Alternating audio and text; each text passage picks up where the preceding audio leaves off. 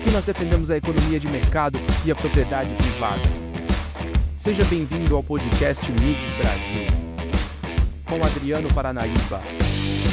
Olá pessoal, bem-vindos ao podcast Miss Brasil, podcast aqui do Instituto Miss Brasil. Nome criativo, né? A criatividade aqui impera no nosso podcast, né?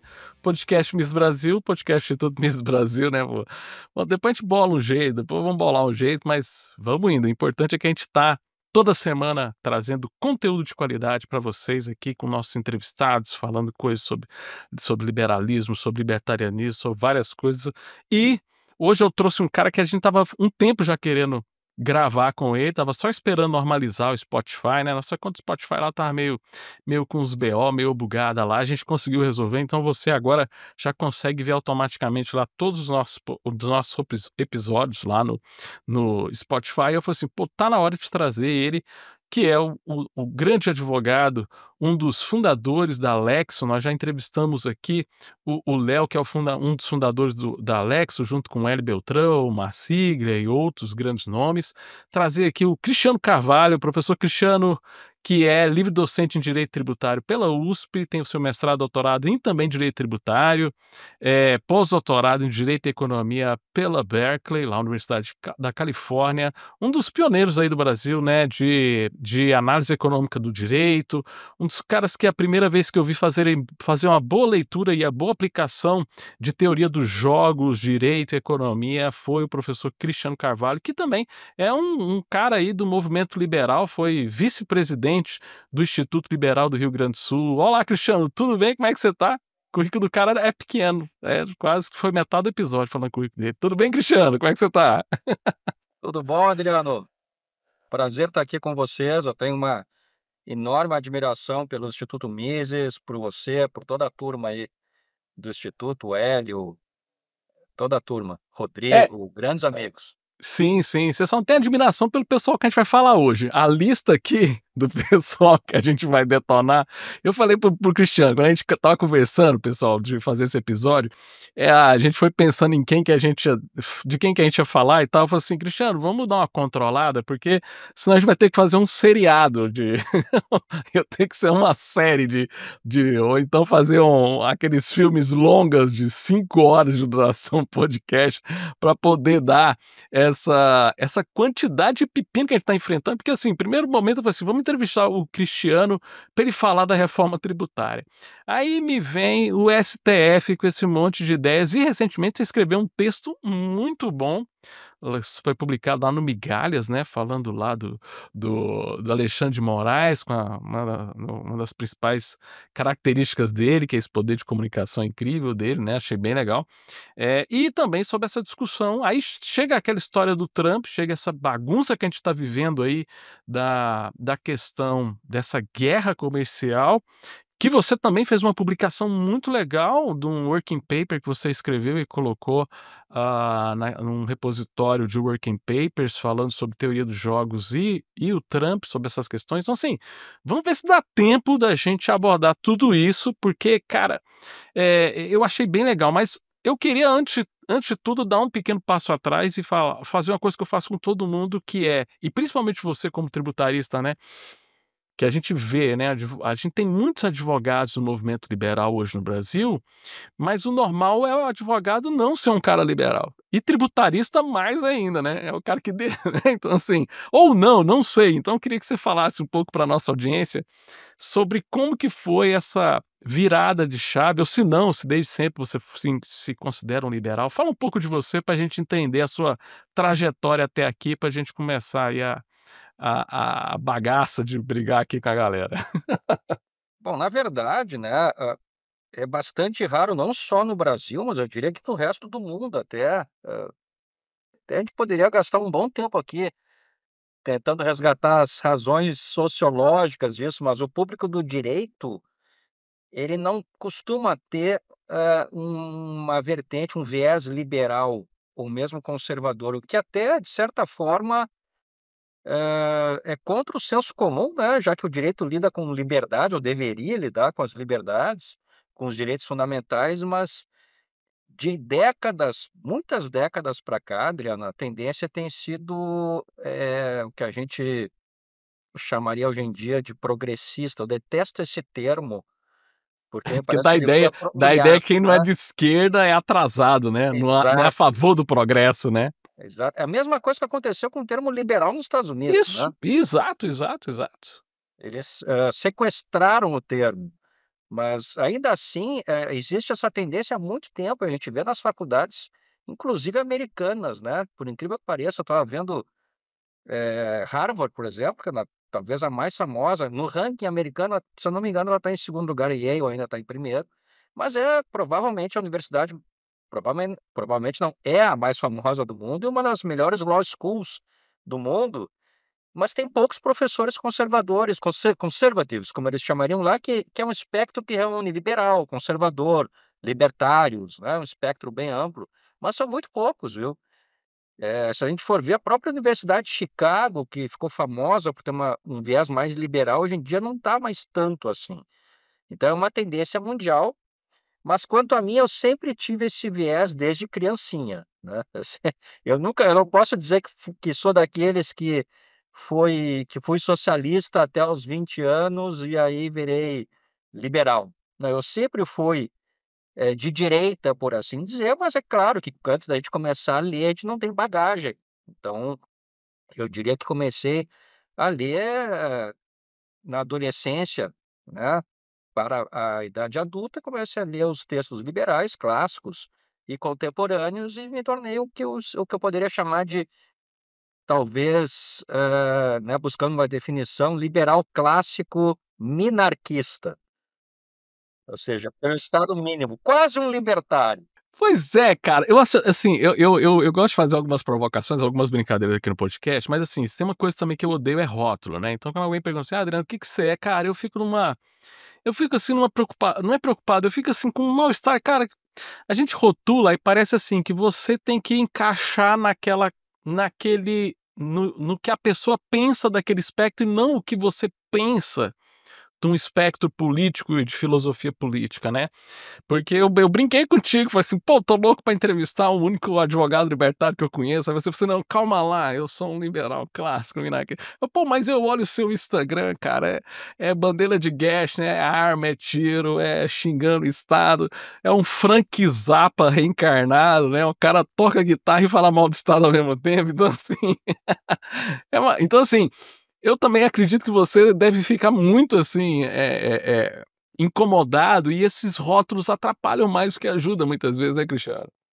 Eu acho que sim, porque acaba compartimentando muito, né, as pessoas, então, olha, tem tantas coisas que se a gente parar para pensar, tem várias coisas que eu sou um libertário, outras que eu sou um liberal clássico, outras que talvez eu seja um conservador.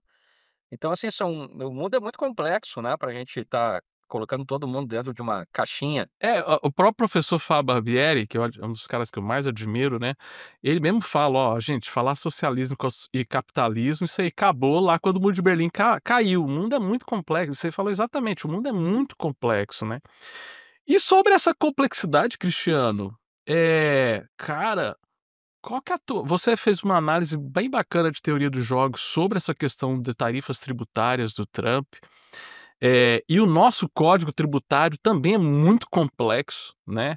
Mas assim, eu queria que você fizesse uma leitura aqui para nossa, claro que, o risco do que você falar amanhã, esse episódio sai e o Trump falou uma coisa que mudou tudo, mas se não no sentido de bola de cristal, mas explicar para o pessoal, assim, como é que é essa lógica da geopolítica, essa questão da tarifa impactando os mercados, para que esse episódio, de repente, fique atemporal, né, para a gente não brincar aqui de bola de cristal, né. Olha, Adriano, acho que, a gente pode pensar por vários aspectos, né.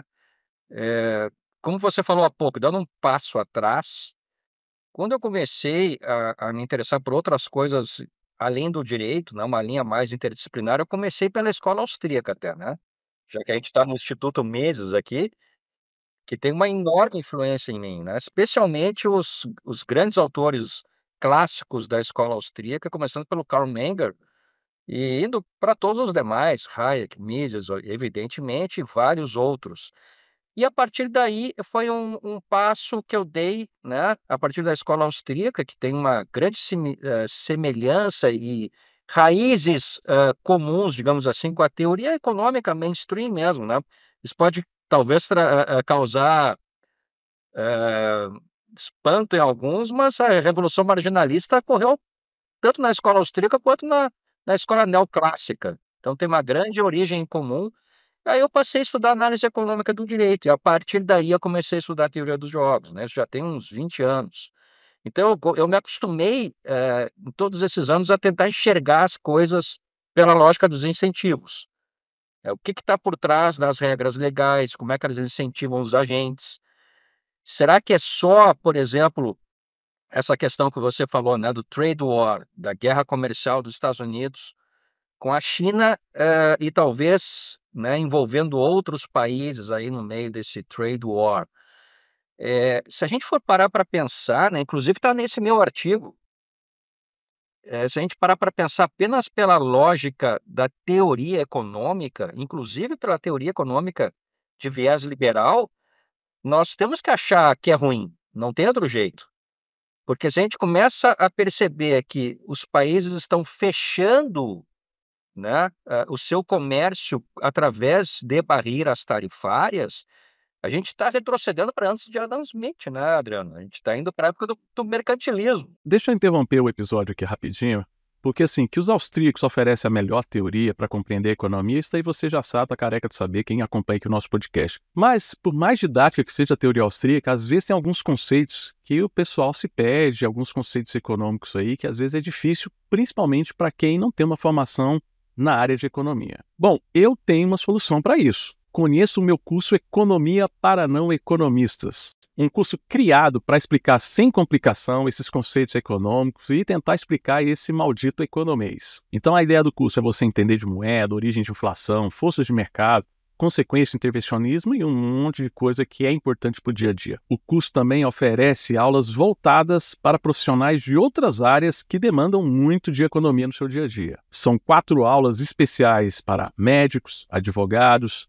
pessoal do urbanismo e transportes e mercado financeiro. Acesse agora esse link que aparece aí na descrição do episódio e saiba mais. Economia para não economistas, agora de volta ao nosso episódio. Essa parte econômica das tarifas de importação, por incrível que pareça, é consenso entre todas as escolas pós-revolução marginalista, né?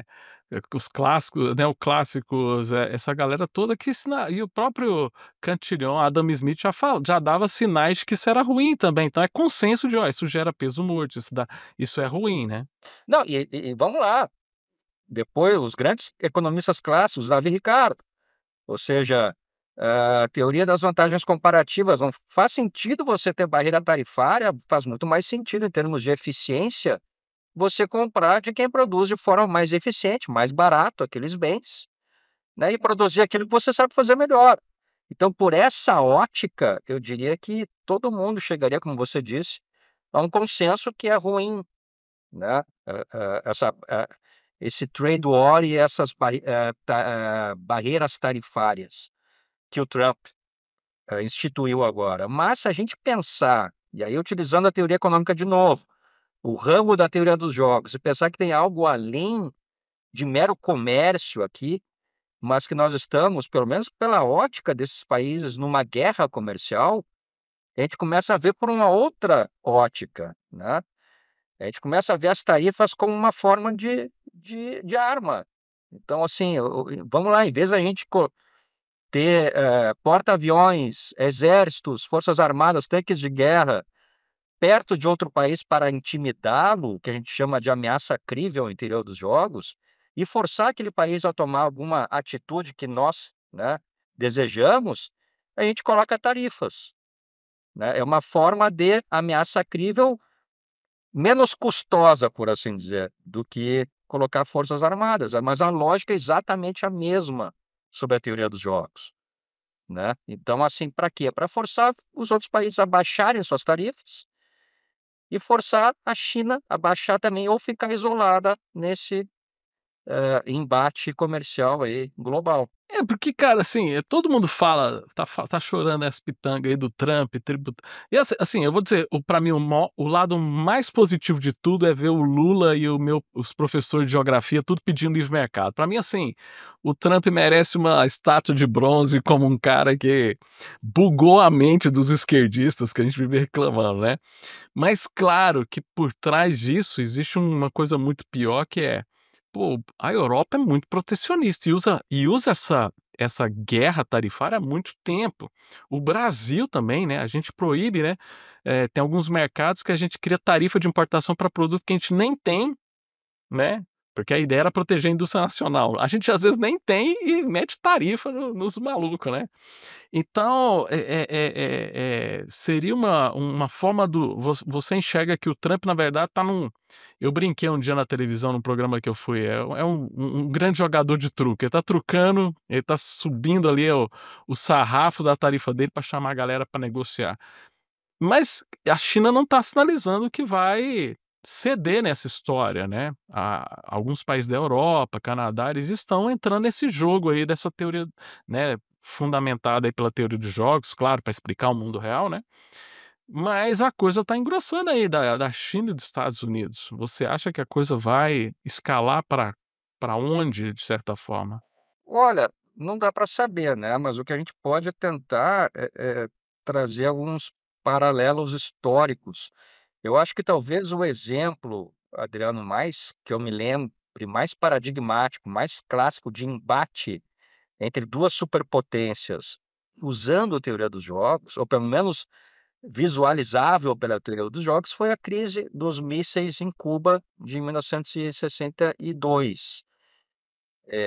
Tem até um filme excelente que eu sempre recomendo os meus alunos e leitores, que é Os 13 Dias que Abalaram o Mundo, né. Esse filme é sensacional e mostra muito bem isso, que foi quando, lá no ano de 1962, né, naquela época já havia 3 anos que tinha ocorrido a revolução em Cuba, né, mas Cuba ainda não tinha bem digamos, um patrocinador, né, ficou aquele vácuo de poder, por assim dizer, de apoio de outros países, e a União Soviética foi lá, né, e prestou este apoio, por assim dizer, e estrategicamente achou por bem colocar uma base de mísseis nucleares em território cubano, na ilha, né, de Cuba. Porque já havia uma base de mísseis, americanos na Finlândia, que veja bem, né, a Finlândia é colada no território, né, soviético russo. E, por sua vez, Cuba fica a 90 milhas da costa americana, então, assim, seria o equivalente. E por acidente se descobriu, né, daqueles aviões, espiões que sobrevoavam tirando foto, se descobriu essa base de mísseis cubanas, e aí esses 13 dias foi o que mais, nós chegamos perto até hoje na história de um conflito em grande escala, um conflito nuclear, a Terceira Guerra Mundial, que já naquela época acabaria com o mundo, por assim dizer, né, porque o armamento nuclear de ambas as superpotências já era suficiente várias vezes para acontecer isso, né. E esse conflito levou todos esses dias, mas foi assim, exatamente como está acontecendo entre Estados Unidos e China agora. Um avançando e o outro avançando, né, o que se chama de chicken game, que seria uma tradução, o jogo do covarde, chicken, gíria americana para covarde. Quem é que recua primeiro nesse avanço? No seu artigo você até fez aquela referência àquele filme dos 2 os caras que vão correndo com os carros e quem foge primeiro perde, né, e o risco de bater ali, alguém sempre foge, sempre alguém no último momento ali escapa com medo de morrer, né. Sempre alguém escapa, né. E, até agora a gente não sabe o que vai acontecer, mas tem alguns dados interessantes, né, Adriano. Em primeiro lugar, quando a gente ouve, né, dizerem que é uma medida maluca do Trump, que ele pode acabar com o mercado interno, que ele pode gerar inflação, né, que ele pode ter uma série de, externalidades ruins, sim, é possível que isso aconteça, mas outras medidas compensatórias estão sendo tomadas também, então não é uma coisa irresponsável, pelo menos no meu, né, modo de ver. Porque vamos lá, ao mesmo tempo está havendo um processo de desburocratização interno da economia como não se via provavelmente desde Ronald Reagan, né? Também está havendo um enxugamento do Estado, algo que nós gostamos como liberais, especialmente pelo DOGE, do Elon Musk. Então tem várias outras ações sendo tomadas para compensar possíveis efeitos ruins dessas tarifas, né? Agora, o que me parece que não, a intenção não é que essas tarifas sejam instituídas de modo perene. Ou seja, essa vai ser medida, essa vai ser a, digamos, a política tarifária tributária dos Estados Unidos de agora em diante, fechar o mercado, né? Como se fosse o Brasil anos atrás. Bom, ainda o Brasil ainda é assim, extremamente fechado. Não me parece que seja isso. Me parece que é uma forma de ameaça crível, como a gente diz em teoria dos jogos, para que os outros países reduzam suas tarifas. E que a China, pelo menos, tente, né, agir de forma fair, porque a atitude comercial da China, a gente sempre viu que não é nada de fair trade.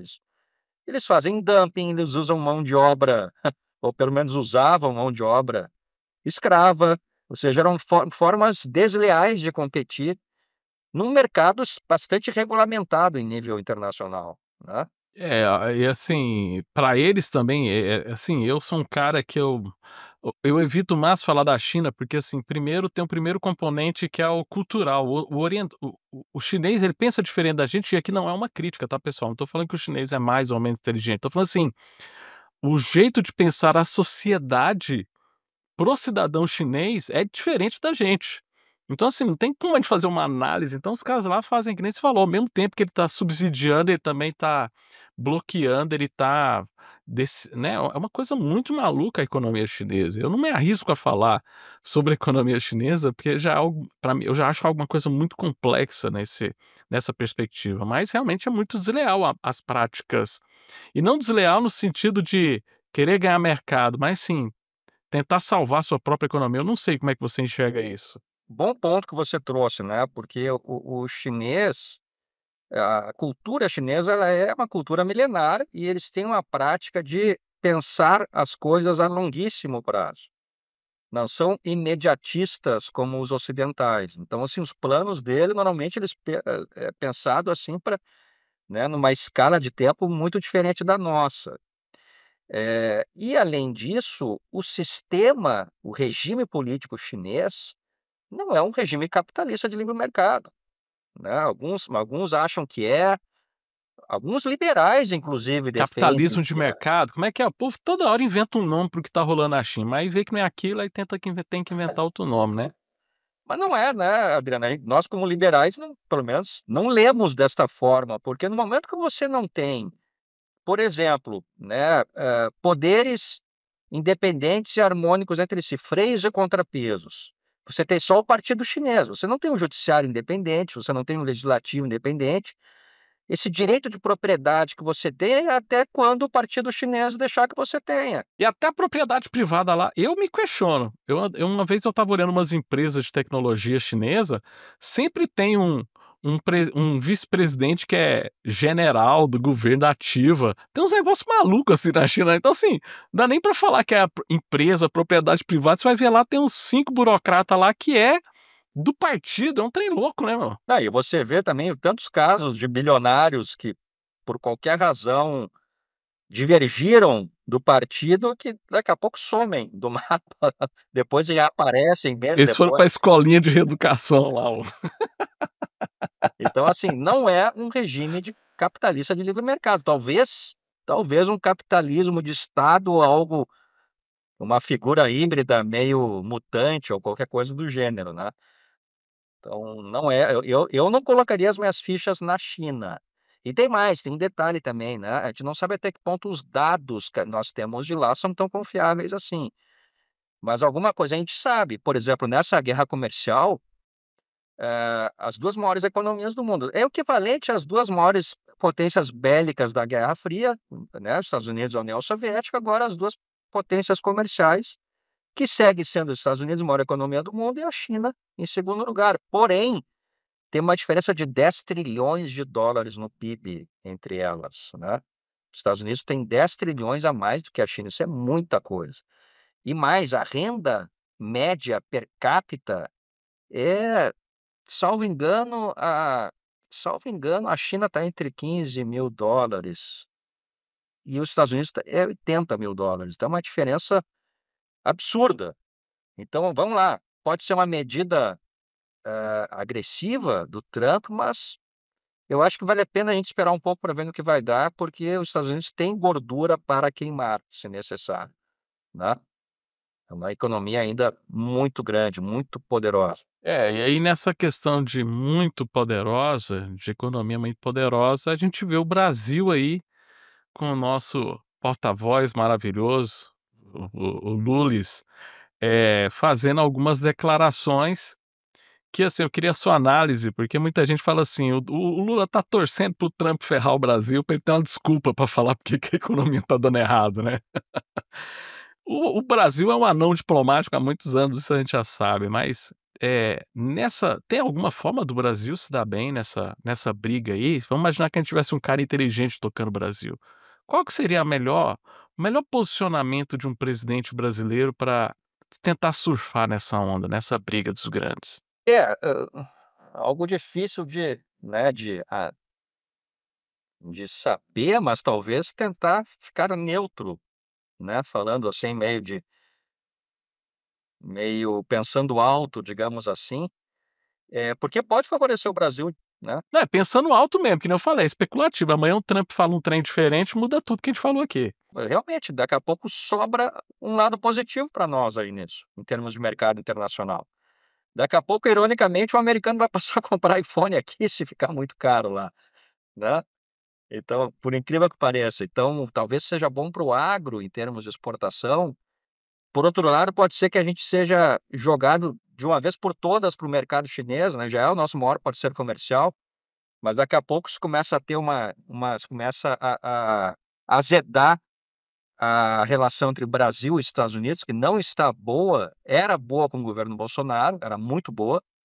Aliás, tem até um dado, né, o no primeiro mandato o Trump tentou aumentar a tarifa sobre alumínio, aço, e foi Bolsonaro conversando com o Trump, ele desistiu do aumento tarifário. Ou seja, o que acontece? Mesmo nesse chicken game, né, existe estratégias de negociação, mas aí você tem que ter um canal fluido para negociar. E nós não temos mais isso, muito pelo contrário, eu acho que o nosso canal com os Estados Unidos está completamente obstruído, né, com o atual governo. Mas eu acho que dependendo de como as coisas forem, pode ser ruim para o Brasil, mas pode ser bom também, eu acho que vale esperar um pouco. Mas eu não acredito que isso dure muito tempo, eu acho que essas tarifas estão sendo pensadas como forma de pressão mesmo, exatamente como um chicken game, vamos ver até onde a China aguenta ou até onde os Estados Unidos aguenta. Você acha que é mais fácil, então, a China dar a dar essa dar essa fugida, dar essa escapada? Quem você acha que tem mais bala na agulha pra tocar esse terror é o Trump mesmo? Eu estava pensando nisso esses dias, tem aquele velho ditado, né, não aposte contra a América, né, don't bet against America. Sempre foi assim, mas ao mesmo tempo, quando a gente trata com um país, de regime autoritário ou totalitário, como é a China, eh, ou seja, não existem freios e contrapesos, como a gente estava falando agora há pouco, depende de uma vontade do partido chinês, talvez levar isso até a última consequência. Então a gente realmente não sabe, é um clássico chicken game, muito parecido com o que houve, né, nos 13 dias que abalaram o mundo, só que lá durou só 13 dias, porque talvez se durasse mais o mundo não estivesse de pé agora, e nem nós estaríamos aqui conversando. É, porque começou com a discussão bélica, porque, assim, é uma coisa que, o próprio Mises falava isso de uma guerra bélica é uma guerra comercial que não se resolveu, né. Então às vezes, é porque já começou com a questão bélica, a crise das armas, né, dos mísseis em Cuba, né. E aí vamos torcer pra ver. E aí, cara, você falando dessa coisa de peso e contrapesos, né, o tanto que isso é ruim lá na China, pô, mas o Brasil tá caminhando pra isso também, né, nós estamos mais ou menos desse jeito, né, Cristiano? Você pode falar que você é advogado, eu é que vou preso se eu ficar falando algumas coisas. Então eu Não, gosto de não, acho que trazer todo mundo. advogado aqui, Eu que aí acho eu que o posso risco é falar à para todo. vontade o que a gente não pode falar. Olha, se parlamentar na tribuna Pior, né, meu? está correndo risco, Imagina nós nós, né? também, né? Nós estamos Então, está todo lascados, né? mundo sob risco. Isso é muito ruim, viu, Adriano? Isso que você falou agora é o sintoma maior do regime que a gente está passando agora. É nós termos medo de nos expressarmos, né? E é o que leva à autocensura, que é um regime de medo. É a pior coisa que pode haver. E se a gente parar para pensar, fa às ve isso aí vai é devagarinho que vai acontecendo, é mais ou menos como, né, o sapo na água quente, que vai fervendo, ele não vai percebendo até que é tarde demais e já era, né, não tem mais como sair da água. Começou em 2019, a gente sabe muito bem, né, com o começo do inquérito das fake news, né, com a censura do Supremo à revista Cruzoé. E de lá para cá foi intensificando, mas eu lembro que, vamos lá, 10 anos ou menos do que isso atrás, eu não lembro de ter receio de falar alguma coisa contra quem quer que fosse. Muito pelo contrário, os próprios programas de humor, os políticos eram as vítimas favoritas dos comediantes, a gente podia falar, a gente, né, aproveitando aquele processo da redemocratização, que podia falar e tal. E hoje a gente está vivendo um problema muito ruim. Dentro dessa sua leitura de teoria dos jogos, né, desse chicken game aí de será que está faltando alguém para o que está acontecendo? Porque assim, não para, a coisa vai escalando e parece que recentemente com essa segurada aí do fluxo, uma sinalização, porque eu já tinha conversado com alguns outros entrevistados aqui sobre assim, será que eles não viram que eles passaram do ponto ou eles viram que passaram do ponto e não estão conseguindo voltar? Eu acho que essa é a pergunta quando eu toco nesse assunto aqui no podcast mais recorrente que eu faço.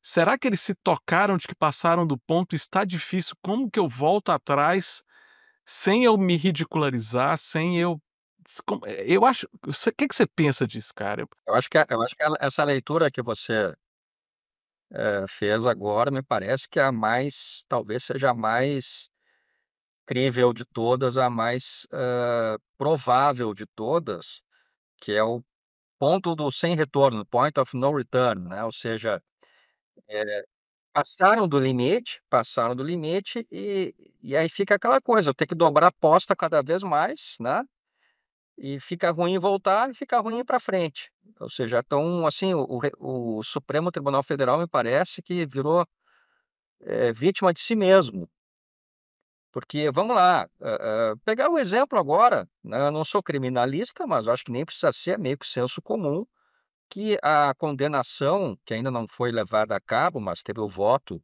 né, de pelo menos 2 ministros, o Alexandre de Moraes e o Flávio Dino, contra a cabeleireira, a Débora, né, 14 anos por pichar com batom a estátua da Justiça, ou seja, não, na verdade eu até estava brincando esses dias que, será que se eu citar uma frase qualquer, acadêmica até do ministro Barroso, mas em sentido contrário, eu posso sofrer alguma punição? Porque o que que ela fez foi citar uma frase do Barroso, né, perdeu o mané, só isso.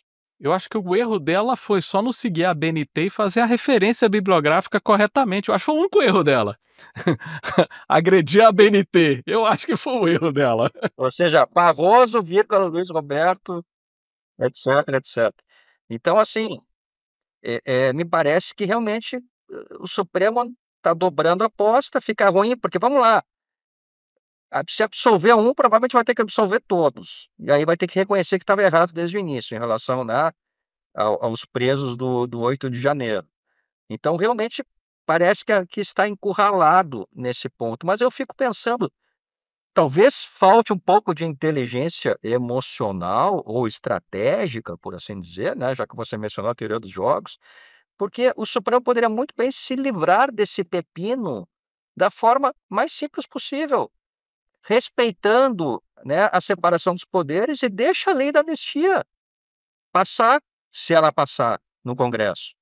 Ou seja, fica aquela situação: "Olha, eu, Supremo, fiz o que eu achei que tinha que fazer, mas a", ou seja, né, entendo que tinha que condenar, prender, etc., quem estava envolvido naquele episódio do 8 de janeiro, de depredação e etc. Nem vou entrar naquele mérito que eu acho absurdo, né, de tentativa de abolição violenta do Estado Democrático de Direito, que não faz o menor sentido.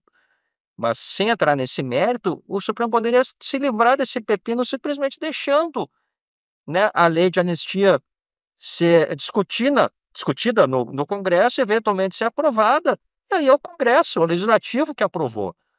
Aí não é, entre aspas, culpa minha do Supremo, ou mérito meu do Supremo. Poderia muito bem se livrar desse pepino, mas parece que não é o que eles estão querendo. Pois é, isso que eu ia falar. Eles não estão sinalizando que vão fazer isso, mas teria um outro caminho, tipo assim, eu faço um jogo duro na anistia e você não sei, como é que você vê uma saída? Eu sei que a melhor saída é essa, você citou aí. Eu finjo que realmente existe visão de poder, pô, o legislativo decidiu por mim, aí fazia uma nota de repúdio à lei da anistia e pronto, e acabava. Essa era o caminho mais fácil, mas nós não estamos lidando com pessoas que tem muita coisa em jogo aí, né? Eh, Qual que seria uma segunda possibilidade? O que que poderia acontecer? Porque, assim, quando o pessoal fala de impeachment do Alexandre de Moraes, eu não vejo que, pô, são 11 cara, não é só o Alexandre de Moraes. Não vai resolver. Vamos lá. Eh eh, eu acho que é um pensamento, às vezes, simplista colocar a responsabilidade em cima de um ministro, né. Vamos lá, eu acho que todos, de uma forma ou outra, são responsáveis pelo que o tribunal faz. Alguns por ação, outros por omissão. Eh, Tivéssemos ministros, poderiam ser minoria, né, poderiam ser um, 2 ou 3, mas que realmente subissem na mesa, né, e se o fizessem ouvir de forma forte, veemente, eu acho que a coisa poderia, né, ser diferente, poderia ter outro fim do que o que está acontecendo agora, mas nós não vemos isso. Então, assim, me parece que há alguns que colocam mais a cara para bater, outros menos, né, alguns ficam nos bastidores, eu estou falando dos ministros aqui no caso, e a coisa vai indo, assim, e é interessante, Adriano, se você lembrar bem, até alguns anos atrás, tá certo que a composição era diferente, né, mas já tinha vários dos ministros atuais. A gente via nas sessões de julgamento, né, havia um embate sério, às vezes até agressivo entre eles. Que eu acho que era até saudável. Eu acho que é até saudável. É saudável para um tribunal ter juiz discordando entre eles? Exato, faz parte, né, da lógica de um colegiado, não ser monolítico, senão não precisa de um colegiado, né, que faz sempre tudo, decide sempre da mesma forma. E havia isso, e de alguns anos para cá isso cessou, né. Então, assim, vamos lá, é difícil fazer uma leitura dessas, mas talvez, um dos, erros táticos do Bolsonaro ter sido, é difícil julgar se foi erro ou não, porque também a gente não sabe quem começou primeiro, né, mas essa questão de querer peitar muito o tribunal acabou fazendo com que eles se unissem. Isso acontece em qualquer organização, né. Aliás, em família, né, se a gente for parar para pensar, você lembra, né, que em família acontece isso, a famílias que brigam entre si até não poder mais, mas se vê alguém de fora ofender qualquer um da família, a família se une, Ninguém pode chamar aquele cunhado de bebum, de cachaceiro, todo mundo junta para defender o pinguço, né? enquanto que internamente estão se matando, né. Então, assim, pode ser algo que tenha acontecido de alguns anos para cá, né, de 19 para cá. Então, assim, o fato que a gente nunca mais viu essa divergência, como você disse, saudável e necessária entre eles. A gente via isso, pô, vamos lá, no processo do Mensalão a gente viu isso o tempo todo. Era esse ponto que eu queria chegar. Por exemplo, você falou do Bolsonaro. Mas eu acho que o Bolsonaro ele só externalizou algo porque, assim, o Supremo já tinha se unido para fazer com que o Lula voltasse a ser candidato. Houve um consenso ali entre eles.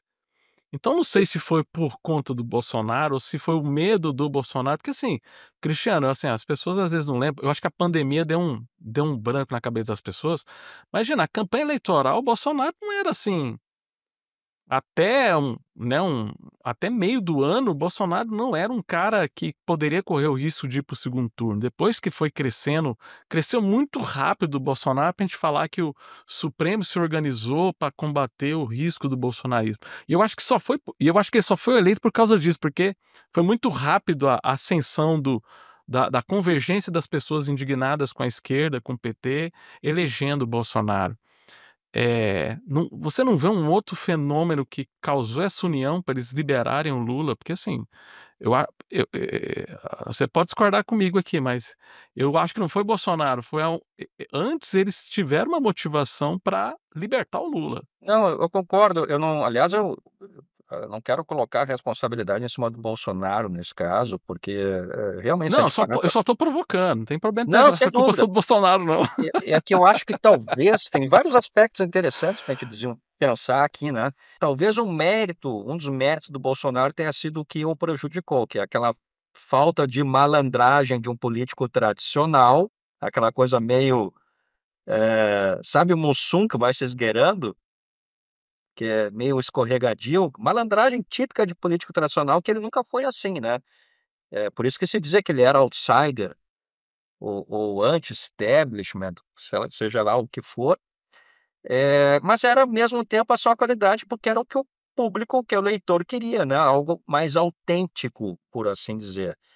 Mas o fato é que eu acho que teve vários fatores que causaram isso, se a gente parar para pensar, não só o fato dele ser, né, possivelmente anti-establishment e acabar com aquilo que se chama teatro das tesouras, né, que era sempre que é engraçado que se a gente a nossa memória, né, ela não pode ser perdida. Se a gente parar para pensar, há 10 anos atrás, a gente tinha que escolher entre PSDB e PT, 2 partidos de esquerda.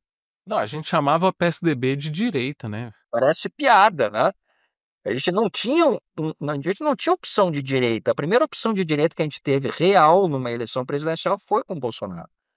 E isso me parece que deve ter afetado as estruturas do poder, né, de uma forma geral, tanto que, como você bem lembrou, ressuscitaram o Lula que parecia e é engraçado, em 2018 ninguém acreditava que o Lula fosse ressurgir na política. Estava preso, condenado, né, em todas as instâncias pelo escândalo lá do Petrolão, né, pela Operação Lava Jato, ninguém acreditava. Conseguiram ressuscitar. Não, né, ninguém acreditava ao ponto os caras devolveram o dinheiro, os caras confessaram, os caras devolveram o dinheiro, então tipo assim, agora tá acontecendo a coisa mais absurda do mundo, os caras estão processando a União para devolver o dinheiro de um crime que não aconteceu, isso é muito surreal. E olha que interessante, né, concomitantemente, a gente está falando de 2019, né, quando aconteceu a questão da capa da revista Cruzoé, o amigo do meu pai, com o ministro Toffoli na capa, que houve o primeiro ato de censura, né, e foi quando chegou a Lava Jato no Supremo, né. Então, quando virou lava-toga, aí dali em diante acabou a Lava Jato. Eu acho que nós chegamos aqui nessa nossa discussão num ponto que eu acho que realmente eu acho que foi o que uniu o Supremo, foi o lava-toga. O risco da Lava Jato virar um lava-toga uniu os caras, hein. E aí pode ter havido, né, um movimento: "Olha, vamos voltar ao que era antes, que era melhor, era mais confortável", né, a gente brincava de oposição com situação, fazia de conta que tinha, 2 lados aí no espectro político, brigando, né, para ver quem ganhava o eleitor e quando na verdade não era assim, né. Porque assim, a gente fala mal do judiciário brasileiro, do custo do judiciário brasileiro, mas assim, é Brasil mesmo, porque a gente sempre fala mal, é bom ficar falando mal do Brasil, mas, por exemplo, você é um cara que atua hoje tanto em Portugal como no Brasil. Como é que é o judiciário de lá? Como é que é esse a gente conseguiu porque assim, eu sei que muita coisa foi a gente que inventou, corrupção não foi a gente que inventou, mas a gente conseguiu avacalhar mesmo a chegar a esse ponto? Como é que é nesses outros países que você atua, que você conhece,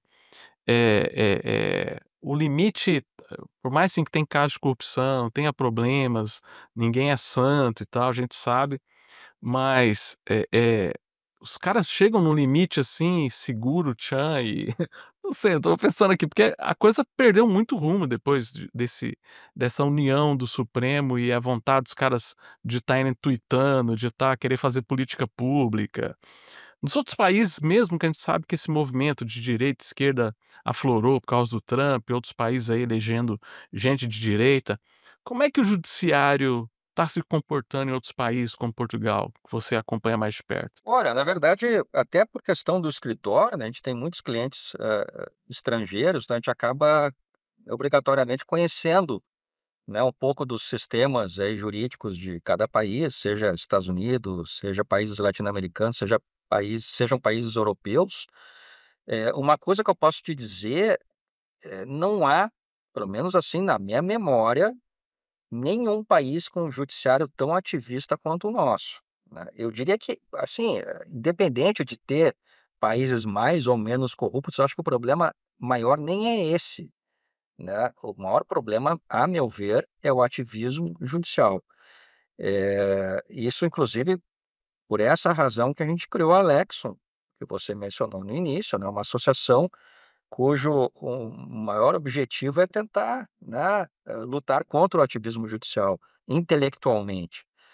Me parece que é o maior problema que nós temos e tem consequências gravíssimas, né, porque você não consegue planejar, né, Adriano. Então, vamos lá, lições aí da escola austríaca. Se você não tem segurança jurídica, você não consegue realizar um cálculo econômico. O que que significa? Você poder planejar suas atividades a médio e longo prazo. A gente aqui no Brasil, acho que provavelmente não consegue planejar nem a curto prazo hoje em dia. O Pedro Malan tinha aquela famosa Até o frase, né. passado é incerto do Brasil. Exato. Famosa frase do Então, do do assim, eu Pedro vejo Malan. como o maior problema que nós temos hoje em dia. Então, assim, realmente me causa espécie quando eu vejo ministro Barroso, ministro Gilmar Mendes falando em eventos internacionais que é uma ilusão, que é um mito que existe ativismo judicial no Brasil. Meu Deus do céu, a gente não tem mais sequer a possibilidade do legislativo querer tocar as suas pautas sem interferência do Supremo. Agora mesmo a gente estava mencionando a lei da anistia, né, Gilmar Mendes já declarou, mais uma vez que se passar essa lei, o Supremo vai declarar inconstitucional. Onde é que já se viu algo assim? Já dá o grito, né, ele já É impressionante, os Estados Unidos, tiveram, né, por algumas boas décadas, uma Suprema Corte mais ativista. é isso que eu te perguntar, o ativismo judicial existe no mundo, mas não nessa proporção do Brasil. Mas, por exemplo, você fala dos Estados Unidos, como é que é o ativismo judicial, por exemplo, dos Estados Unidos? Já foi bem maior, né. Lá é interessante porque é muito bem mapeado, né, sempre que um justice, que é o que nós chamaremos de ministro aqui da Suprema Corte, é apontado por algum presidente, ou ele vai ser um juiz, democrata ou um juiz republicano, basicamente, né. E dependendo da proporção realmente muda, né, a balança, né, de viés político, ideológico da Suprema Corte americana. Mas isso não significa que ela não respeite a Constituição, que ela não atenda aos próprios precedentes, que ela não seja extremamente minuciosa e séria, por assim dizer, em seus julgamentos, mas claro que pendendo para um viés ou pendendo para o outro ao longo dos anos, né. Então a gente teve isso de uns anos, de algumas décadas para cá, no caso, por exemplo, Roe versus Wade, lá na década de 70, que foi, né, a liberalização do aborto nos Estados Unidos, e que foi não revertida a permissão, né, não a questão de mérito do aborto em si, mas recentemente por uma Suprema Corte mais republicana, de deixar essa questão para os estados decidirem, ou seja, que atende muito mais, a meu ver, o federalismo, né. Os Estados Unidos realmente são uma federação. Os estados têm as suas próprias leis penais, inclusive, diferente daqui. Então, assim, há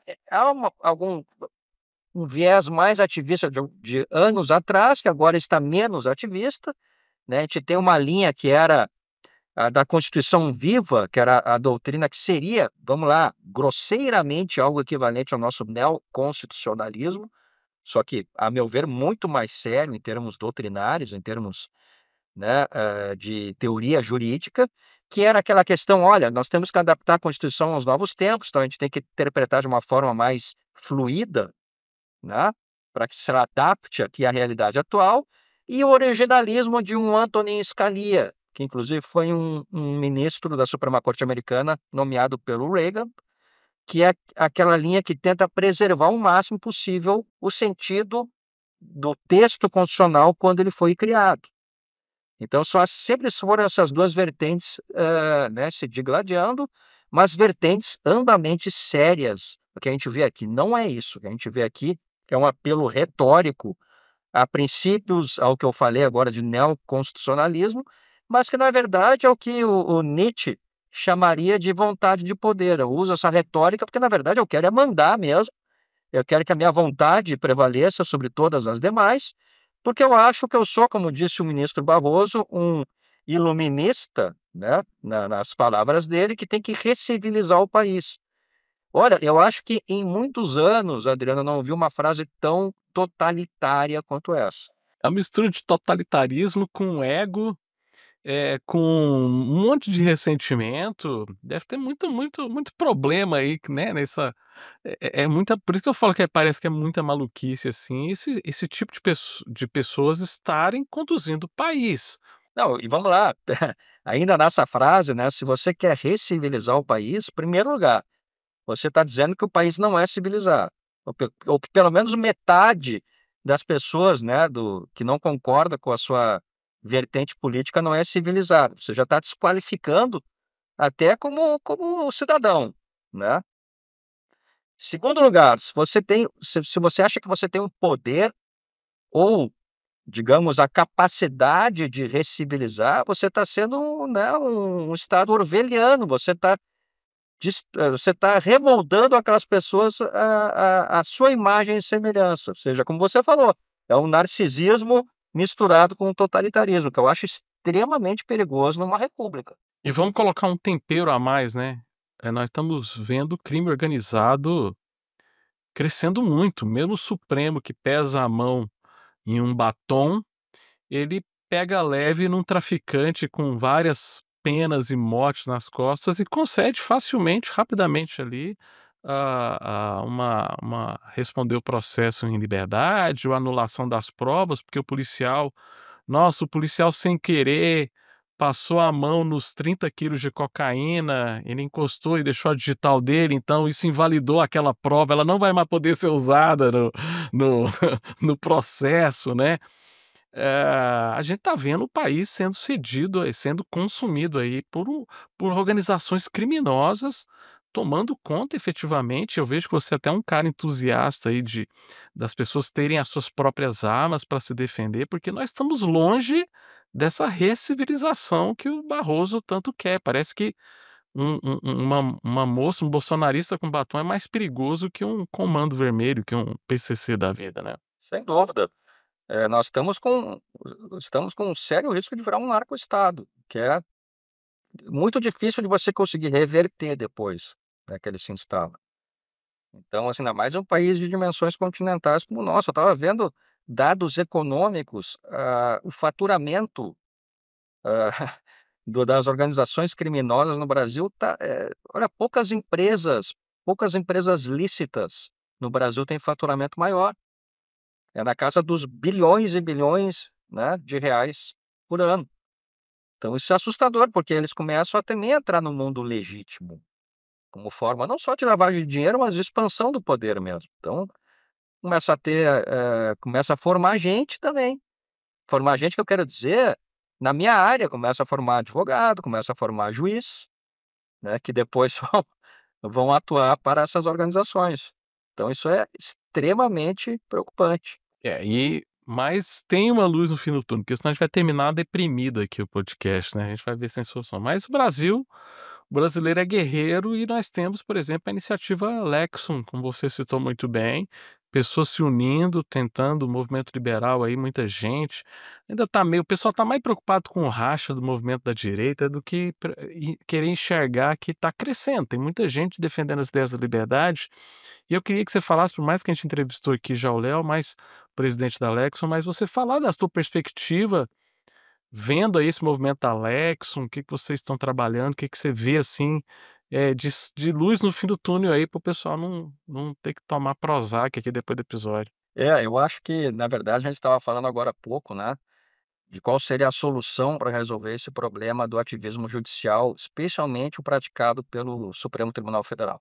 Não é só o STF, o STJ também, e isso corre o risco de alastrar para todos os demais juízes, né, como uma forma de mau exemplo que vem de cima. Então, assim, eu acho que não vejo muita, solução, a não ser que o legislativo acorde, né, e veja que ele tem que representar quem o elegeu e se impor e deixar de se sentir refém do judiciário, né. Essa é uma das possibilidades. E a outra é pela qual a Lexon foi criada, que é uma coisa bem mais de longo prazo, que é você, formar pessoas, né, na nossa área, na área jurídica, mas a gente não tem apenas advogados e juristas na Lexon, a gente tem administradores, a gente tem economistas, né. Por exemplo, o Hélio Beltrão, do Mises, é um dos fundadores da Lexon também e não é do direito. Então, assim, a gente é bem aberto, a gente apenas une pessoas que tenham, né, esses mesmos propósitos, esses mesmos princípios, que é restaurar o direito, que eu acho que precisa ser restaurado. Ele está Olha, eu não quero também dar um tom muito pessimista, mas se continuar dessa forma, eu acho que o STF vai destruir a própria ideia de sistema jurídico no Brasil, né, porque sistema jurídico você tem uma ordem organizada com, né, hierarquizada, que você tem uma mínimo de previsibilidade, daqui a pouco nós vamos o que vai restar um foco emissor de comandos, né, um foco de poder que constrói os seus comandos, né, de forma ad hoc, à medida que quer, comandar, o que quer, ordenar alguma conduta, algum comportamento, e é isso aí que vai ser, ou seja, vai ser algo totalmente arbitrário, ad hoc e de acordo com a vontade daquele momento, daquele ministro ou daqueles ministros. Então, assim, vamos lá, num tom mais positivo, eu acho que a única solução que a gente tem, né, do ponto de vista de curto, médio prazo, é o legislativo se impor. Talvez nas eleições de 2026 nós possamos ter isso, né, Pois é, mas dependendo do Cristiano, resultado. na última eleição se falou: "Ai, é o congresso mais à direita que a gente está tendo, e aí se revelou esse bando de cara aí que é uns bunda mole, desculpa dizer, às vezes eu até tô ferrado de falar isso aqui, mas, Especialmente o Senado, né, a gente tem uma grande chance de renovar o Senado em 2026. são E o Se 2, né, são duas cadeiras agora, né. e é o Senado que tem a prerrogativa de impeachment, né, dos ministros do Supremo. Então, se nós tivermos um Senado majoritariamente liberal conservador, de direita, por assim dizer, as coisas podem mudar. Seja porque poderá haver impeachments, propriamente ditos, de ministro, ou ameaça real de impeachments, pode ser que ele coloque um pé no freio, que já seria, né, algo positivo perto do estado de coisas que nós estamos agora.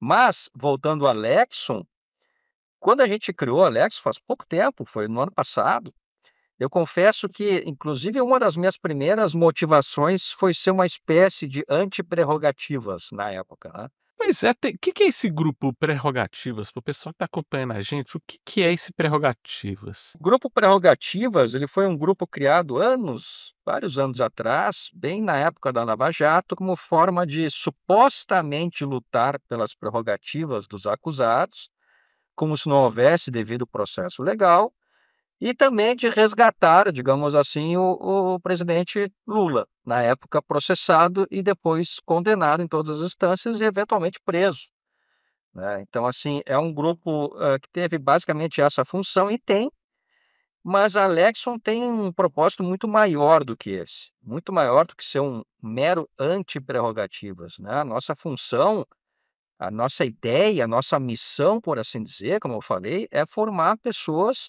que possam, né, dar uma afeição, principiológica positiva ao direito brasileiro, ou seja, de respeitar a separação dos poderes, de respeitar a Constituição, né, de, defender uma interpretação da Constituição e do direito como um todo, como ele é, não como alguns gostariam que ele fosse, isso é fundamental. Então, quando a gente fala em ativismo judicial, a gente vê que o juiz ou, né, o ministro não está interpretando a Constituição como o Constituinte pretendeu que ela seja, mas como ele gostaria que ela fosse. Isso é ativismo judicial. Só que isso você está agindo à margem da Constituição, não pela Constituição. Então, isso é extremamente grave. Então, a nossa função, por isso que é médio e longo prazo do Alexo, é formar pessoas, né, que tenham capacidade teórica, técnica, política, inclusive, né, de influenciar outras pessoas a ir nesse caminho, de resgatar o direito. Então, é muito mais do que um mero anti isso ou anti aquilo, né? A nossa função é propositiva, é uma função de muito parecida, eu acho que o Léo deve ter falado isso aqui com você, é muito parecida com o Federalist Society dos Estados Unidos. Sim, sim, ele falou bastante do Federalist Society, que ele Talvez a maior inspiração da Lexo, né, que é justamente essa missão aí de formar pessoas e de tentar mudar as coisas. E até porque quando você muda de forma mais profunda, elas tendem a se manter por mais tempo, né. exato, exato. Eu sei que o melhor conselho que você pode dar agora para um estudante de direito, independente do período que ele está, é se associar a Lexo para justamente se beneficiar dessa ideia de vocês de formação. Mas vamos aproveitar esse finalzinho aqui do podcast e que conselhos que você daria para um aluno do direito que está lá na faculdade de direito, estudando só positivismo, só que tem que fazer lei. E eu vejo muitos garotos aí, muita gente aí que defende as ideias da liberdade e tal, mas ele não sabe como é que ele poderia estar estudando para o liberalismo até contribuir para a carreira dele de advogado, porque assim, o que eu mais vejo da galera do direito, estudante de direito, é assim, parece que eu tenho que ter uma personalidade, que é o cara que vai estudar para a faculdade e um cara que está aí atuando nos movimentos, seja no SFL, né, na União da UJL, esses vários movimentos de estudantes. Mas que dicas que você daria para o cara não conciliar, mas no sentido assim, como eu estudar as ideias da liberdade, como é que eu faço para eu ter uma relevância no direito sendo liberal? Pergunta de US$ 1 milhão, mas não é tão difícil assim. Eu posso dar o meu exemplo, né, como é que eu acho que fica pelo menos assim, é o que eu posso falar com com maior propriedade. Olha, eu acho que primeira coisa, né, além de você ter que estudar muito o direito em si, né, obviamente, você não pode simplesmente, hã, ter uma digamos, estudar direito como um pretexto para fazer, por exemplo, politicagem, né, ou para fazer, como a gente vê nos DCEs das faculdades, né, não, isso não, você tem que saber profundamente direito, mas o que eu recomendo não é só questão, das ideias liberais, já vou chegar lá nisso também, mas como uma forma profissional que a gente vê cada vez mais de vários anos para cá, é de ir para estudar outras áreas também, né, porque se você quer ser um advogado, no meu caso, advogado de negócios, eu sou tributarista tendo empresas, e o meu escritório atende todas as áreas do direito corporativo, do direito empresarial. É muito importante você saber, por exemplo, administração, você saber economia, né, dependendo, você saber engenharia, dependendo muito da área que você vai atuar, do negócio do seu cliente. Então, essa interdisciplinaridade, como se diz, ela é fundamental para o profissional jurídico hoje em dia, né. Você tem que saber mais coisas. Na minha área tributária, tem que saber contabilidade também, né. Então, assim, você precisa de mais ferramentas para poder atuar no direito. Quanto à questão liberal, eu acho que você tem que ter uma mente aberta e curiosidade, né.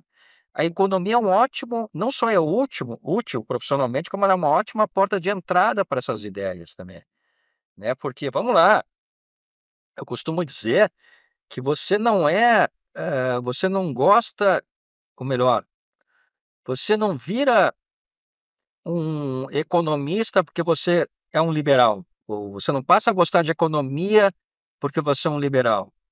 É o contrário, você passa a ser um liberal ou alguém com ideias liberais para o mercado, porque você entendeu como funciona o mercado, você estudou economia, né. Então, assim, uma coisa leva a outra, não tem como você, entender economia, quando eu falo aqui, não precisa, você não precisa cursar formalmente uma faculdade, leia os livros, né.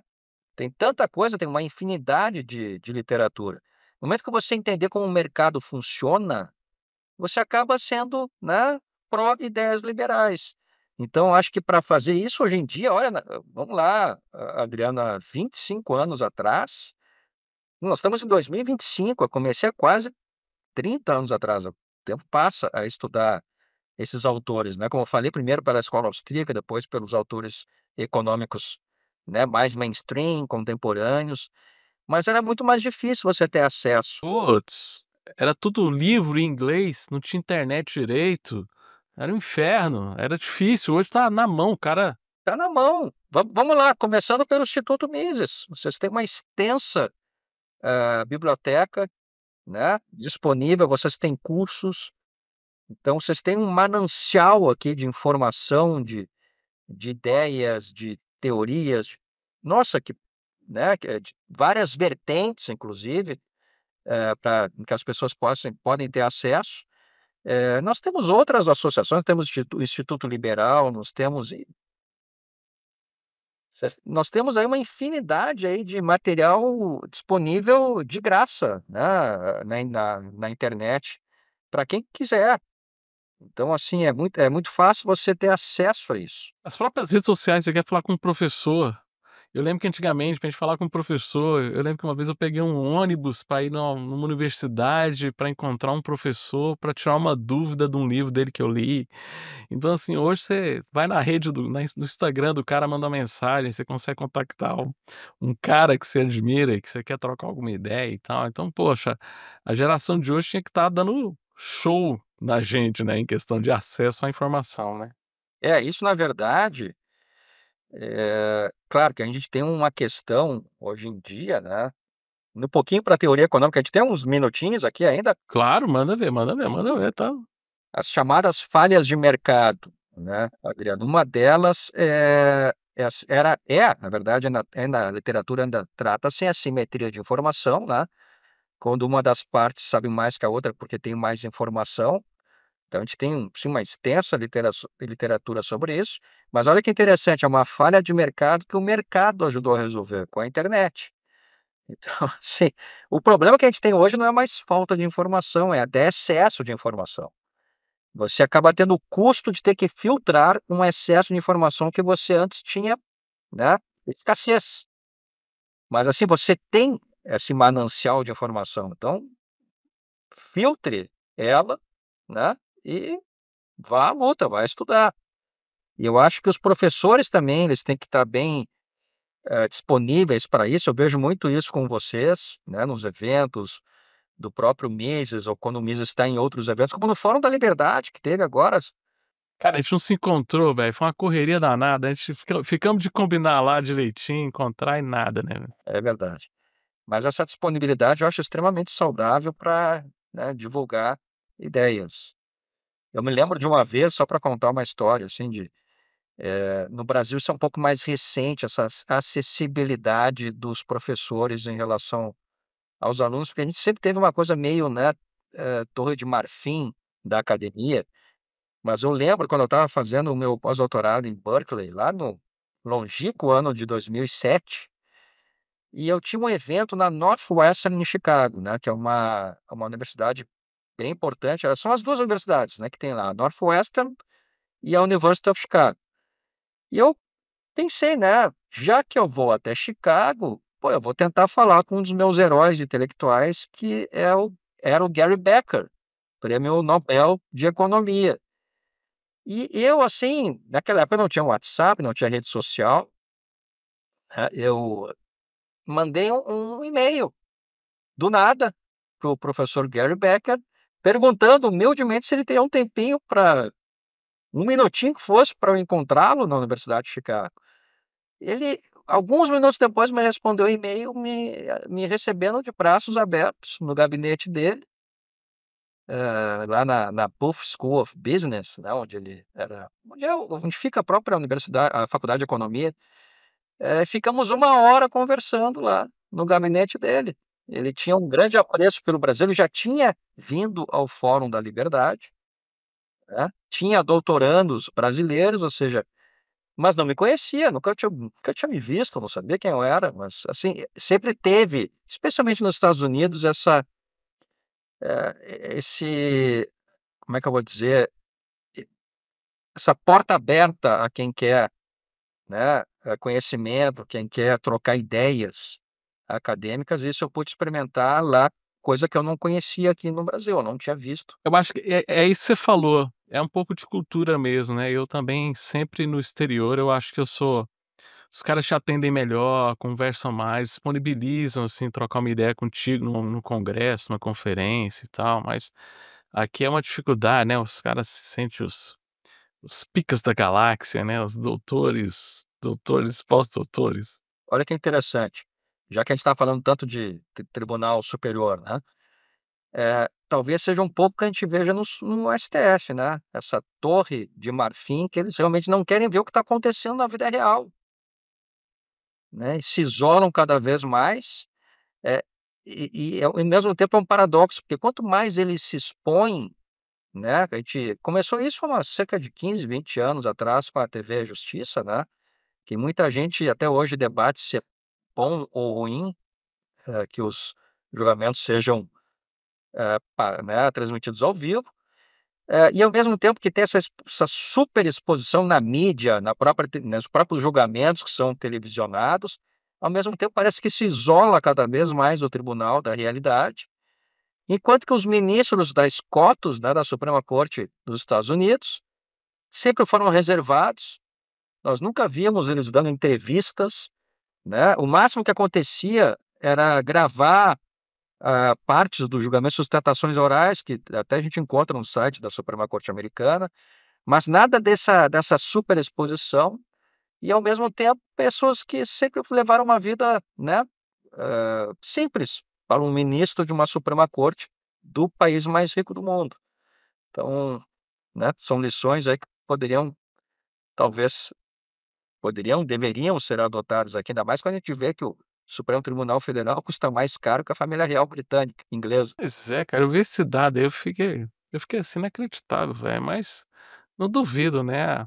Eu acho que a Janja já viajou mais que o príncipe Charles, né, o rei Charles agora, né, então, o alguns ministros supremos eu acho que acompanham todos os jogos dos seus times, usando aviões da FAB também, né, é fácil passar, né. Então é isso. Cristiano, muito obrigado. Eu acho que foi um bate-papo, assim, bem descontraído. A gente ficou bem. Uma coisa que eu gosto de fazer é de conversar meio que sem muita estresse de roteiro, pergunta e resposta, a gente realmente trocando uma ideia. Muito bom ter você aqui. Saiba que você é uma pessoa muito importante aqui para nós também do Instituto Miss Brasil. Agradecemos. Se você acompanhou esse episódio, gostou, clica aí, comenta aí se você quer mais gente da área do direito falando aqui no nosso podcast. Então agradeço muito aí a sua presença, Cristiano. Valeu, cara. Muito obrigado, foi um grande prazer e contem comigo sempre aí nas iniciativas do Instituto Mises.